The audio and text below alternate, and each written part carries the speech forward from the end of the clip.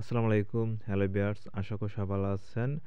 আজ আছি আমরা আপনারা হয়তো ভিডিও দেখে হয়তো বুঝতে পাচ্ছেন কারণ আমাদের রবীন্দ্র ঠাকুরের মূর্তি দেখে হয়তো বুঝতে পাচ্ছেন এটা আসলে কোথায়। তাই ভিডিওটা না টেনে শেষ পর্যন্ত দেখতে থাকুন। যদি ভালো লাগে তাহলে লাইক, কমেন্ট, শেয়ার দিয়ে আমাদের উল্লাপাড়া পেজ এবং আমাদের উল্লাপাড়া ইউটিউব চ্যানেলের সাথেই থাকুন।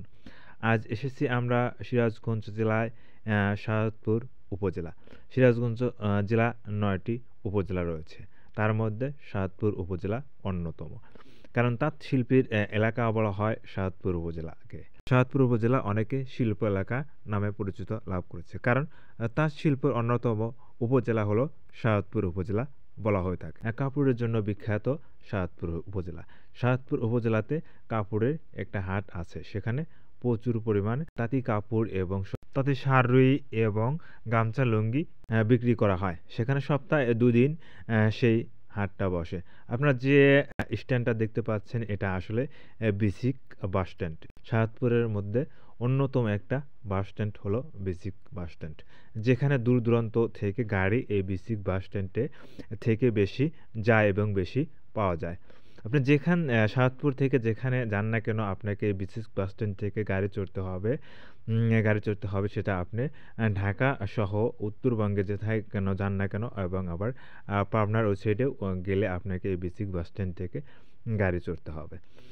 যাই হোক আপনারা হয়তো বিসিক বাস স্ট্যান্ড অনেকেই চিনে থাকেন কারণ অনেকের কাছে পরিচিত একটা বাস স্ট্যান্ড হলো বিসিক বাস স্ট্যান্ড। যে কোনো অঞ্চল থেকে বা যে কোনো জেলা থেকে শাহজাদপুর আসলে হলে আপনাকে এই বিসিক বাস স্ট্যান্ডে নামতে হবে।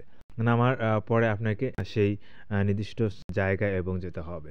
তার কারণে অবশ্যই আপনাকে বিসিক বাস স্ট্যান্ডটা অবশ্যই আপনার শাহজাদপুর এলে যে কেউ এই বিসিক বাস স্ট্যান্ডটা নাম শুনছেন অথবা দেখছেন। কারণ অনেকেই এই রবীন্দ্র ঠাকুরের মূর্তিটি দেখে এই বিসিক বাস স্ট্যান্ডটা চিনে থাকে। কারণ বিসিক বাস স্ট্যান্ডের সামনে তার মূর্তি আছে। যাই হোক আমার ভিডিওটা কেমন লাগছে অবশ্যই আপনারা কমেন্ট বক্সে জানিয়ে দিন। যদি ভালো লাগে তাহলে অবশ্যই লাইক, কমেন্ট, শেয়ার দিয়ে আমাদের উল্লাপাড়া পেজ এবং আমাদের উল্লাপাড়া ইউটিউব চ্যানেলের সাথে থাকবেন। যদি ভালো লাগে তাহলে অবশ্যই আমাদের উল্লাপাড়া ইউটিউব চ্যানেলটা সাবস্ক্রাইবার করবেন।